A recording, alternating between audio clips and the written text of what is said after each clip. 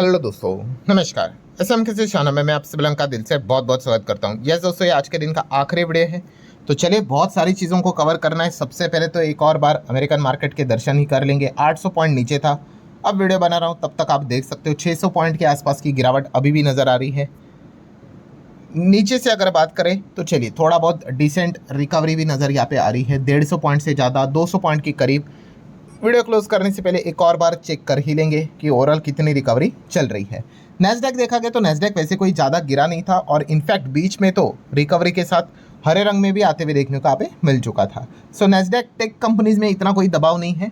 डाउ में हम लोग को ज़्यादा दबाव देखने को यहाँ पे मिला है।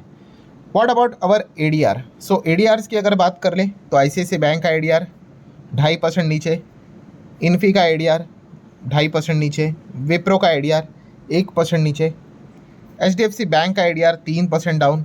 डॉक्टर रेड्डीज के एडीआर की अगर बात करें तो 1.5% के आसपास गिरावट नज़र आ रही है। रही बात हमारी गिफ्ट निफ्टी की, तो गिफ्ट निफ्टी में अच्छी बात है भाई, 90 पॉइंट की यहाँ पे तेज़ी है। ठीक है, फिलहाल हम यहाँ पे कह सकते हैं जहाँ पे हमारा नॉर्मल निफ्टी चल रहा है, गिफ्ट निफ्टी चल रहा है, तो यहाँ पे अपसाइड वाला इंडिकेशन फिलहाल तो यहाँ पे मिल रहा है।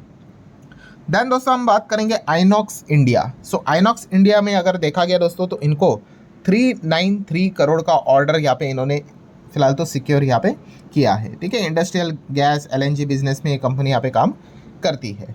नेक्स्ट अगर अपडेट की बात करें तो दोस्तों वो है एक्सिस बैंक। रिसेंटली हम लोगों ने देखा था एक्सिस बैंक के सीईओ ने रिजाइन किया था, उसके बाद back to back 3 top executives ने एक्सिस बैंक में फिलहाल तो हम कह सकते हैं रिज़ाइन किया है। सो हम कह सकते हैं कि एक्सिस बैंक की जो लीडरशिप है उसमें लगातार यहाँ पे लोग एग्जिट करते हुए देखने को यहाँ पे मिल रहे हैं। तो क्या कोई गड़बड़ विड़बड़ तो नहीं है?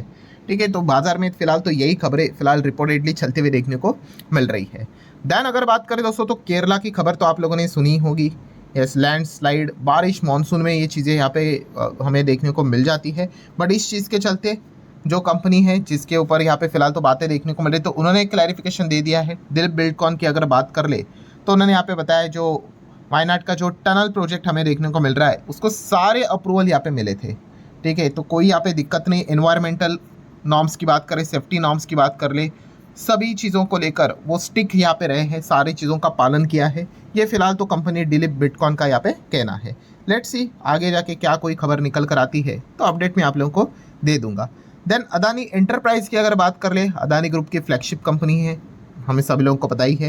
And company 15,000 crore via QIP raise करने वाली थी, तो ये कंप्लीट यहाँ पे हो चुका है। कंपनी ने 15,000 करोड़ रेस यहाँ पे कर लिया है। ठीक है, तो इसको भी आप नोट करके चल सकते हो। FISDS एक्टिविटीज़ की अगर बात करेंगे तो यस, आज के दिन का सबसे बड़ा सरप्राइजिंग मूव यही था कि बहुत भारी भरकम बिकवाली के बीच में भी FIS की ओर से हमें नेट बाइंग देखने को मिले। मतलब बिकवाली तो उन्होंने की है कितनी, 15,500 करोड़ की, बट साइमल्टेनियसली मोटा मोटी 17,500 करोड़ का माल भी उन्होंने यहाँ पे खरीदा है। सो यहाँ पे आज बाइंग ज़्यादा हो गई सेलिंग से, और लगभग 1960 करोड़ के आसपास का नेट बाइंग देखने को मिला है। DIS की बात करें, चलो वो तो बाइंग करते रहते, 790 करोड़ की बाइंग उनकी ओर से भी देखने को मिली है। सो एक चौंकाने वाला पॉइंट हमें ज़रूर देखने को मिला है। बट फिर भी अभी भी अगर हम यहाँ पे ये डेटा को देखकर ये नहीं कह सकते कि FIs की वापसी हुई है। लगातार अगर वो बाइंग करते जाएंगे then we can see and मतलब हम यहाँ पे बोल सकते हैं कि बॉस ये वापस यहाँ पे आ चुके हैं। डॉलर रुपये रिश्ते की अगर बात कर ले तो 95.5 के ऊपर रुपये निकलते हुए देखने को मिल रहा है US डॉलर के हिसाब से, मतलब लगातार वीक यहाँ पे हो रहा है। देन गोल्ड की अगर बात करें, गोल्ड नीचे आ गया, $4,000 प्रति आउंस के हिसाब से उसी के आसपास चल रहा है। इंडियन रुपये में अगर बात कर ले, 24 कैरेट का जो गोल्ड है 10 ग्राम के हिसाब से 143,650 का भाव नज़र आ रहा है। 22 कैरेट गोल्ड की बात करें 132 है। एंड 18 कैरेट गोल्ड की अगर बात कर ले तो 1 लाख के करीब हमें देखने को यहाँ पे मिल रहा है। अलग अलग कैरेट होते हैं, आप सभी लोगों को पता ही होगा। देन सिल्वर की बात करें, सिल्वर अगेन 60 के नीचे आ गया भाई, 0.3% से आधा टूट गया। सिल्वर का कल का जो प्राइस था, यस्टरडे का क्लोजिंग 2,30,000 था, एंड अभी 2,23,000 के आसपास सिल्वर का स्पॉट प्राइस चलते हुए देखने को मिला है। मतलब हम कह सकते हैं आज के दिन सिल्वर में 3-3.25% इंडियन रुपये के हिसाब से गिरावट देखने को यहाँ पे मिली है। अच्छा, काफ़ी लोग सोचते होंगे गोल्ड सिल्वर को क्या होगा, सिर्फ गोल्ड सिल्वर नहीं।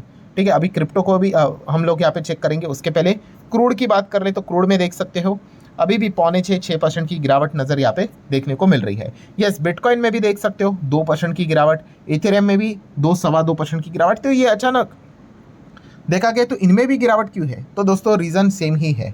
ठीक है, जब भी यहाँ पे रेट हाइक को लेकर अगर कोई भी चीज़ें अगर हो जाती है तो फिर ये गोल्ड, सिल्वर, क्रिप्टो, इनमें भी हमें गिरावट देखने को मिल जाती है। अब ये रेट हाइक से रिलेटेड चीज़ें कैसी हुई, तो आपको बताइए, मिडल ईस्ट को लेकर जो भी चीज़ें आज के दिन देखने को मिली, उस चीज़ के चलते ऑयल के प्राइस ऊपर चले गए। ऑयल के प्राइस ऊपर जाना मतलब इन्फ्लेशन बढ़ना, इन्फ्लेशन बढ़ना मतलब अल्टीमेटली वो संकेत देता है रेट हाइक के ओर।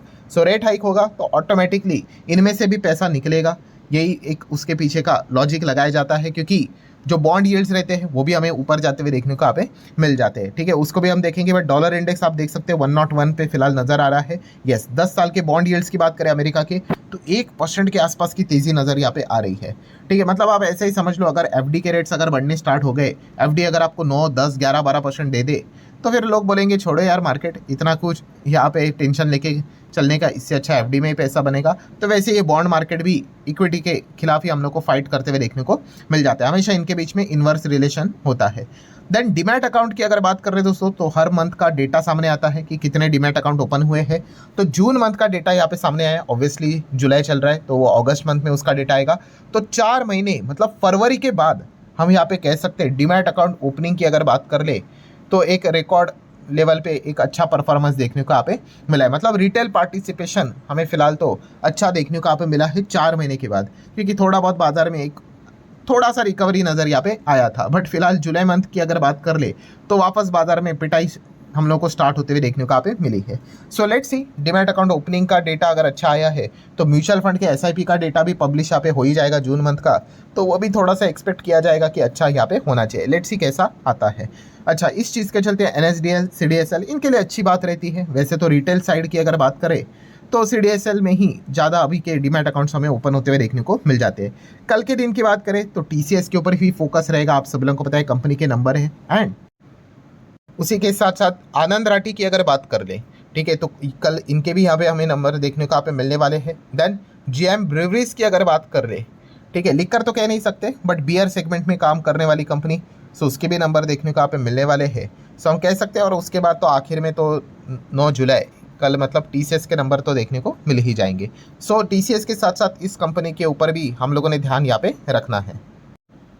देन दोस्तों आगे बढ़ेंगे यहाँ पे, तो यस काफ़ी लोग सवाल पूछते ही जा रहे हैं, सर जियो फाइनेंशियल क्यों यहाँ पे आज के दिन 5% यहाँ पे गिर रहा है।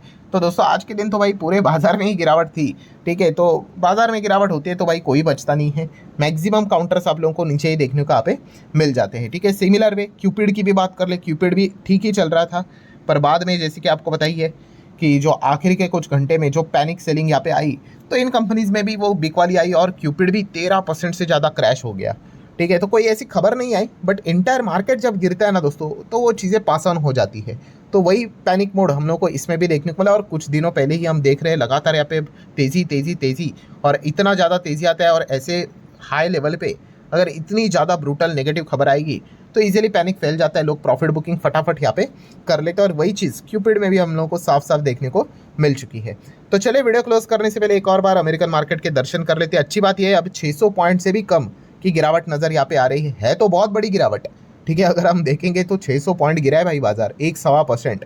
बट अभी जो नज़ारा देखने को मिल रहा था 800 पॉइंट की गिरावट, उस कंपैरिजन में तो भाई ठीक ही लग रहा है। एंड क्या हो रहा है हमारे गिफ्ट निफ्टी में, तो चलिए गिफ्ट निफ्टी में अब almost 100 point plus gift Nifty यहाँ पे चल रहा है। सो ओवरऑल अगर देखा गया दोस्तों तो अगेन जो फोकस है वो मिडिल ईस्ट पे जा चुका है। ठीक है, वो चैप्टर कब तक क्लोज होगा वी डोंट नो। देखा गया तो उतना जितना वो लंबा चलेगा उतना ट्रम्प, उनकी फैमिली, उनके फ्रेंड सर्कल ज़्यादा पैसा छापेंगे। हर किसी ने यहाँ पे देख ही लिया है, काफ़ी उनके ऊपर इनसाइडर ट्रेडिंग के भी एलिगेशन यहाँ पे लगे हुए हैं। रिसेंटली भी हम लोगों ने देखा था ट्रम्प ने अगेन बोल दिया था कि डेल के शेयर को बाय करना चाहिए करके, और ये इसके पहले भी वो माइक्रॉन के साथ भी ऐसे बहुत सारे कंपनी के साथ यहाँ पे कर चुके हैं। सो ठीक है दोस्तों, जितने भी इंपॉर्टेंट पॉइंट्स थे सारे कवर कर ले। वीडियो हेल्पफुल लगा होगा, आप चाहो तो लाइक एंड शेयर कर सकते हो। आप डायरेक्टली मिलेंगे कल, तब तक के लिए बाय बाय।